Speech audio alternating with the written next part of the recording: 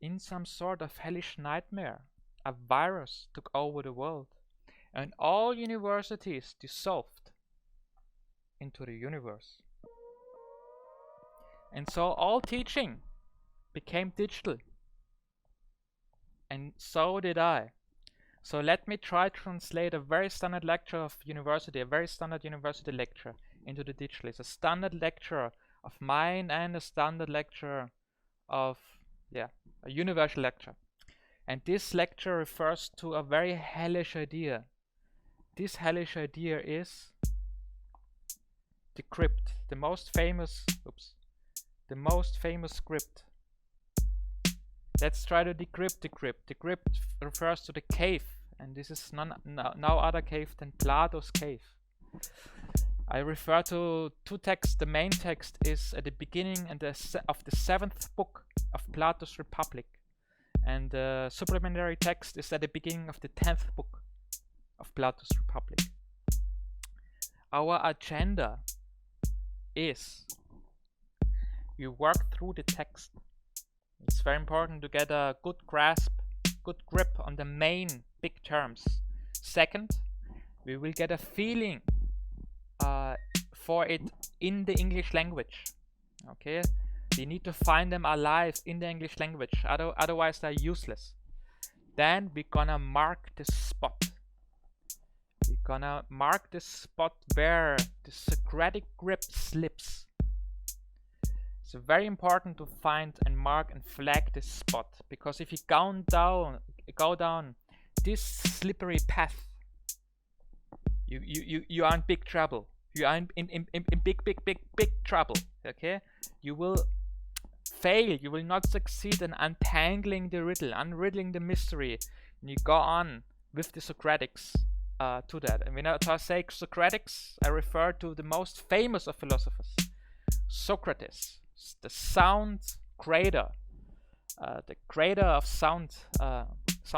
Is Socrates, was the teacher of Plato. Plato was the teacher of Aristotle. Those three are referred to as the Socratics. They say with the Socratics philosophy began. Okay, or we can say with the Socratics philosophy died. Okay, let's hold it off for a moment. Okay, so let's try to decrypt. Let's check out the text. Okay, let's slap it on the wall, you know, and break it apart in order to get a feeling for that. Okay, so let's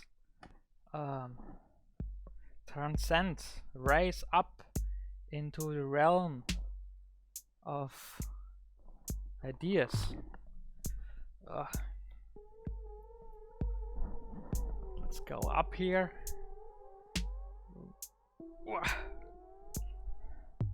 Into a realm of ideas and look at the text. So what we have, this is a classic image, as in the following. We have a cave. Well, I need to be careful. Last time I did that accidentally through a penis. So we have in the cave very important prisoners.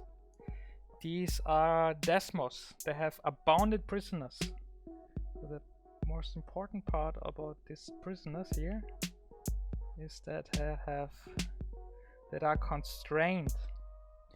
I think a lot of people miss, if they don't read the original text, about how horrifying this hellish nightmare is. These are constrained prisoners from their birth onwards. Constrained in all senses. They cannot even rotate the heads left and right. They just stare straight ahead. All constrained, bound up, spelled, bounded together. Behind them is a fire, pure. And between them and the fire is something that is referred to as taumata poios. Taumata poios is a Greek word for illusionist. This is like some puppeteering stuff goes on, because then the fire projects those shapes on a wall. And on the wall there is a shadow play going on. And these prisoners believe this shadow to be real. This game, this fantastic imaginary, fantastic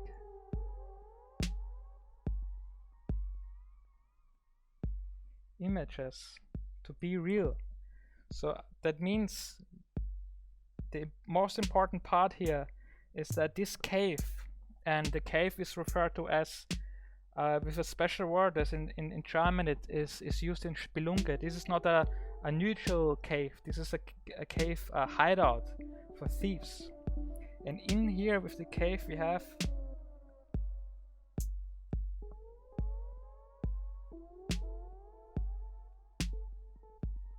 phantasmata, phantasm, fantasy. And out there, so these prisoners live in this prison the whole their lives, and at some point they get forced out of, and it's a very important at 5.515e word is used as the verb for anabasin. These are stepped out, forced. This is an anabasis.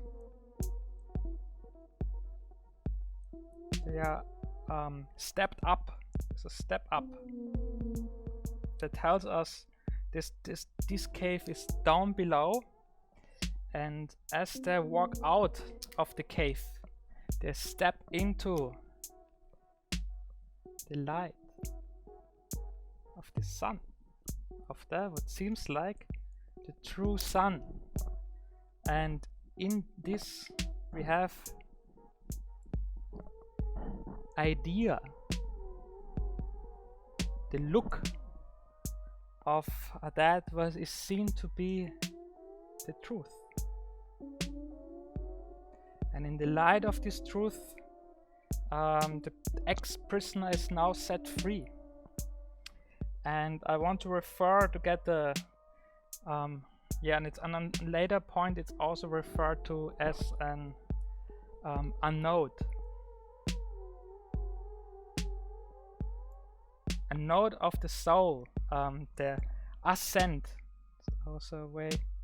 Ascent is Latin for the same Greek. Step up. A node is a way up. Way up. And I refer to the secondary text where Plato talks about poetry, and where he talks greatly about the notion of mimesis, about mimicry, imitation, and it made plainly clear in this text that Plato refers to what is truth. Socrates, the puppet of Plato, refers to the truth as the idea, and then apart from that are the phenomena. I'm not making this up, that's how it's in Greek also. Phenomena, that is the mimics the idea. And then these are the things. This is the table, for example, that is the furniture maker makes. It's based on the idea of the table, and then the artist comes in and makes poin, making art, which is then an image that is then mimics what mimics.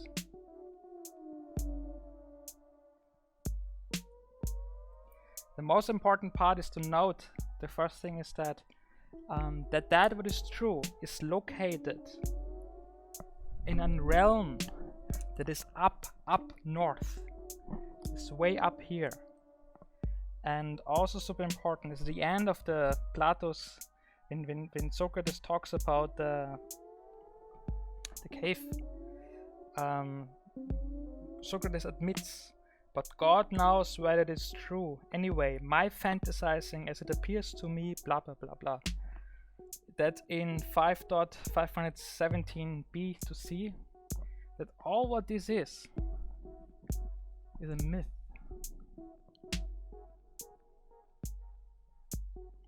Okay, This is a fantasy. And the Socratics admit and contemplate this as a fantasy. Super important.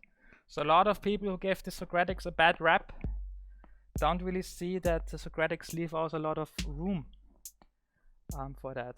Okay, so this evil billows, that swallows all up and constrains them. Something else in here? Yeah, that this is also part of fantasy. Okay, so the point taken here is what this basically refers to is what we're dealing here right now. You know, also you and me, even though we maybe think we are free, we are constrained in some sort. So my constraints are, for example, my birth. These are points in time which make me a temporal border. Then following that will be my my death. And another constraint that I have is the skin, the shape of my body, as it appears to me. That's my skin. This is what this analogy refers to. This is the skin, the boundary, the constraining of the soul. And when the soul is set free, it is free. That means it cannot have any constraints. So a free soul does not have has no skin in that sense. Okay. So let's warm up to it and look more about it on a lower planes, and step down on the lower levels of a region without trying to die.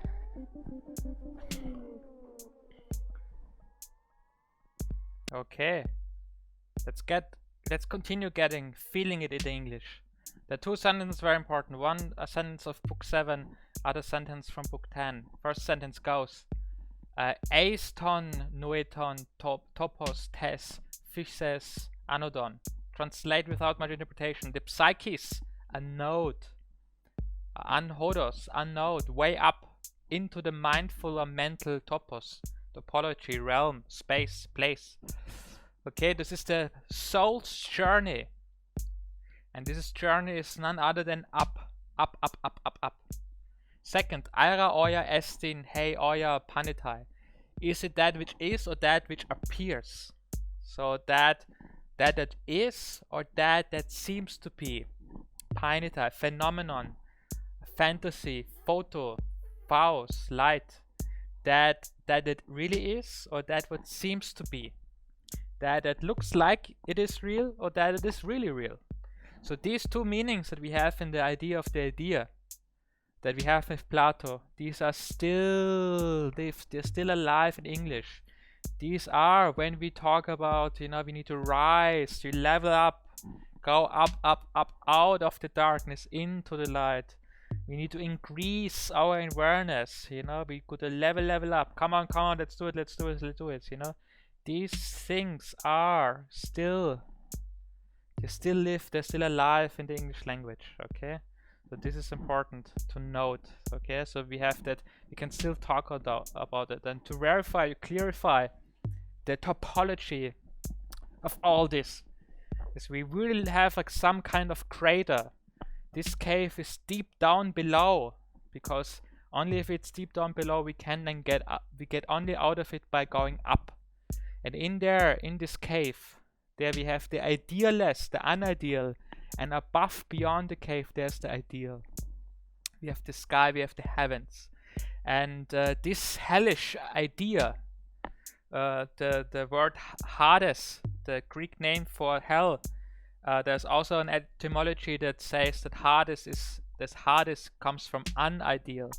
But we need to freak out a little bit more to lock that a little bit better down. So meaning there's this hellish nightmare that is not the absence of light, it's worse than that, it's fake light. This only looks like it's real, but it's not really real. And beyond that, there is the ideal.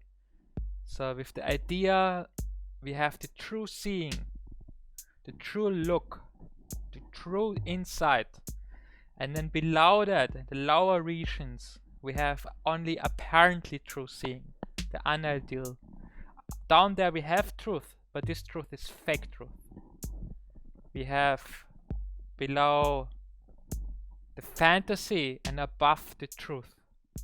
Truth is that what is, and the fantasy is only that seems like it is true. Same. This is confirmed with the secondary text. You know, the idea is that it is. That is the alethal true. And below that, untouched by that, lower levels, there are the phenomena, the fantasy, the phantasms. Only that what seems to be the technician that makes the table. That's not a real table, it's a phenomenon. The table is based on the idea of the table, and the idea of the table is in the heavenly realm of the ideal, away, detached from that. And if the artist, the painter comes in, they make a copy of what is actually already a copy. It's an image, imitation, imagination, imitation, mimicry of not the truth, but of the fake truth. You know, already the table itself is not a real table because it's just a copy of the idea of the table. And then we go down deeper into copies of copies. You know, so if you are 3D artist, a graphic designer, and you look at what a painter does, at what a photographer does, you know, and you reference them with your creations, you are dealing with a copy of a copy. And we getting lost in copies and copies and copies. And we get a lot of and then its reality starts slipping through our fingers. No, we gotta ask. Really? You gotta ask, really? Because there is some shady thing going on. Okay, there's some shady thing going on. Because as Aristotle, sorry, I'm confused. Wrong Socratic. As Socrates, as Plato lets Socrates say, yeah, I'm not gonna find it. So at the end of the cave allegory, it says here, but whether it's true, God knows. Okay, so he says that, and according to my fantasizing, as it seems to be, blah blah blah blah blah blah. Okay, so in the words of Socrates, there is some room for the assumption that maybe that this idea of a cave, or the idea of the idea, is maybe just a myth. Okay, so because we gotta ask ourselves, you know, when Socrates escapes from the slavery, from the illusion, from the cave, and rises up higher levels into the light of the true light, how does Socrates know that the ideal light is the real light? And if that is not just like the fire in the cave, a fake light. Okay, so that means if that sun that we have in our galaxy is just lights up as a fake light in a space station of an alien overlord, or other speaking in pop culture, Truman Show, Mr. Truman lives also in a cave of fake life, lives all his life a lie. Then at the end of the movie, Truman steps up Anabasis, up the stairs, upward, into the heavenly realm, where he tries to escape out of the cave, out of the dome, of the constraining enclosure. There's a door, a threshold, but maybe Truman steps into Studio 2.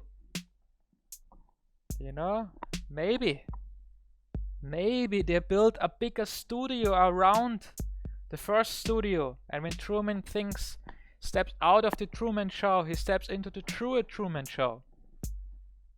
Okay, so how do we know? How does...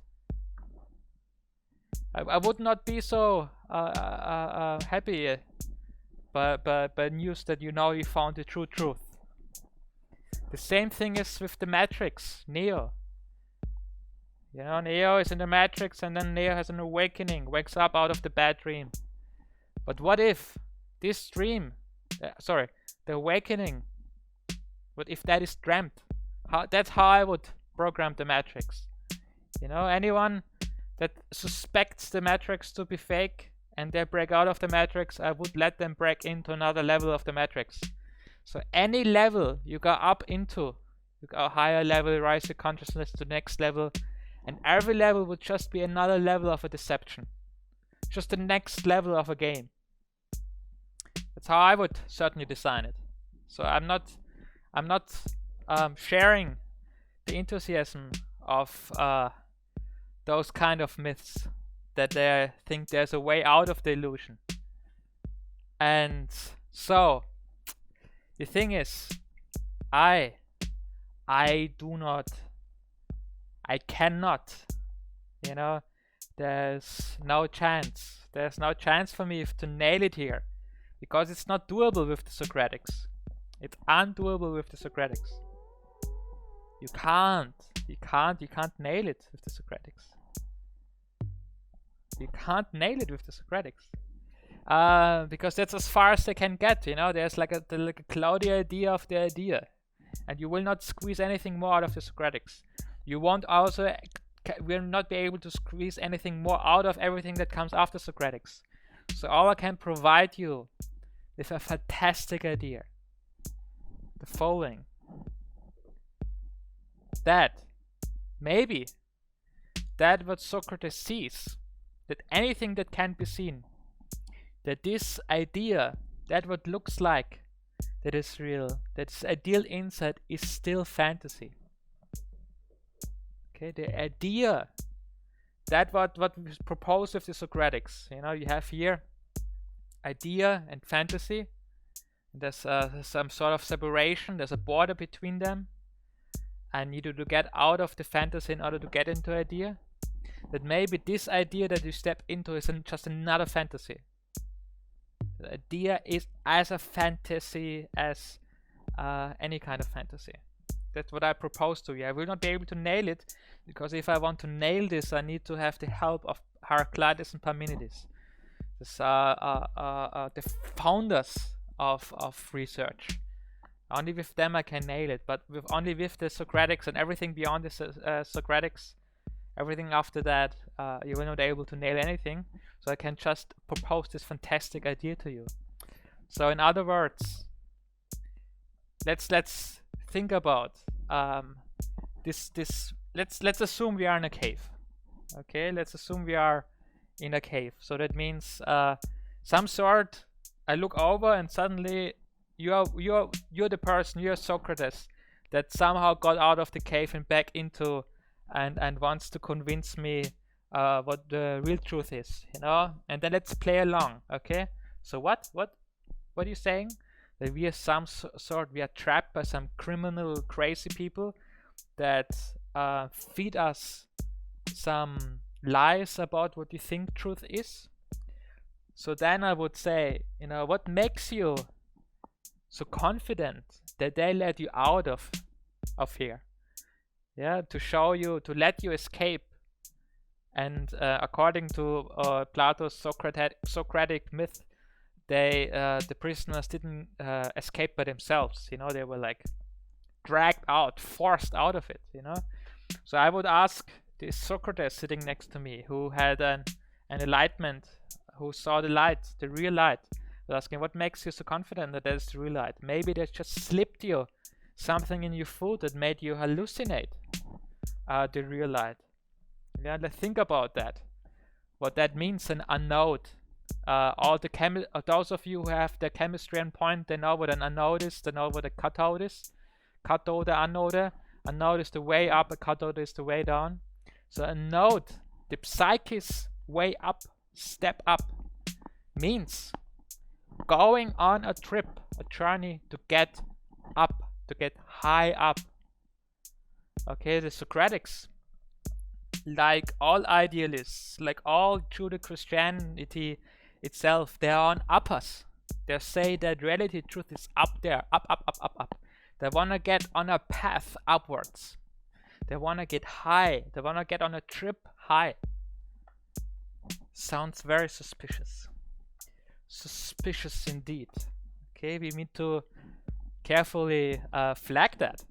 You know, I don't know. I'm not sure. I'm not sure what you're talking about. You know, so meaning, and I only can propose that to you as a. Can only propose that to you as a fantastic idea that the step out of the unideal into the ideal is up. That this is an idea. It's just as an idea. It's just that an idea. Meaning, this is a myth and not logic. This is a mythos and it's not logos. And this is why I cannot nail this one without the help of Heraclitus and the help of Parmenides. Because they nailed logic. Like no one other ever nailed before or past them. They laid on the fundament. And they bolded it. Unmovable in the pivot of the cosmos. So without Heraclitus and Parmenides I cannot nail it. I just can propose some crazy ideas. So that the step from hell into heaven, yeah, I think that's a myth. This is what I propose. Other words, going from the unideal, the unreal into the real, that this journey, that this is a trip that you can take, I flag that as unreal. Okay, this is what I would suggest. You know, this is a crazy idea, a fantastic idea that I propose forward. Okay, so I need therefore mark that, flag that within the limits of this lecture, that I need to say alert, attention, attention, attention, mayday, mayday, mayday, mayday, mayday, mayday, mayday, that maybe this step out from reality into out from unreality into reality is an imagination. Mind this step.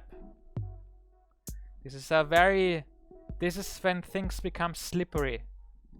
That this misstep is a piss step. Okay, consider that. Consider that. Okay, the step from non-reality into reality. You gotta flag that. You gotta flag that. And that is a crappy trap. What I'm talking about? I'm talking about the boundary between truth and untruth. I say that the walls of the cave, the walls of the illusion, that they cannot really be solid, that they are crappy, deceptive boundaries. And why do I say that? And this is just a fantastic idea. Just say that why? Because what is not real is not real. So, how can you escape from a prison that does not exist? Okay, how you can break out of the illusion? Yeah? Like, the prison is not real. It's a fantasy. How could you break out of a fantasy that is not real? So how then can you make a step out of something that doesn't exist into something that should exist? So this journey, this step, we gotta flag it. We gotta mark it as, hey, with this step something went awfully wrong with logic. Slip into some BS. Cause I consider that any kind of image is imagination. That truth cannot be believed. That reality cannot be imagined. That truth cannot be believed. Or in other words, let's suspect if so that maybe truth is so unapparently true that is transparent. That would talk of a truth that is invisible, unapparent, considering that true truth is a clear clarity. Maybe it's naked. Therefore you can't see it. Doesn't mean it doesn't exist. Okay, so only because you can't see it doesn't mean it doesn't exist. Only because you cannot find it, will never find it. No one ever was able to find it. No one ever will ever be able to find it. Doesn't mean it doesn't exist. Okay, big point. Big point. So, all along this fantastic, crazy idea, the proposition that maybe truth is so true, the true truth is so true that it cannot be faked, that it cannot be copied. Or when you make a photo of something that you're unable to make a photo of the truth. You cannot make a photo of something that really exists, because the only thing that shows up on a photograph is fantasy, fantastic appearance. Photography is a scratching by light. It's an appearance. It is apparent. So then when you look at something and it looks realistic, it looks like it is real. No, it's photorealistic. It looks like a photo of it. But that what the photo is made of, that does not show up in the photograph. Okay, that is, let that sink in. Okay, this I flag as the Socratic misstep, meaning that there can be a direction that you need to go in order to find reality. I flagged it as a Socratic misstep. I need Heraclitus and Parmenides to solidify this, so I can only propose this to you here as a fantastic idea. To reiterate on that the answer, the question itself, where is reality really? Which direction? How should I go? How should I be able to get to reality? Where should I go in order to find reality? That is a joke. Okay, this is an inside joke.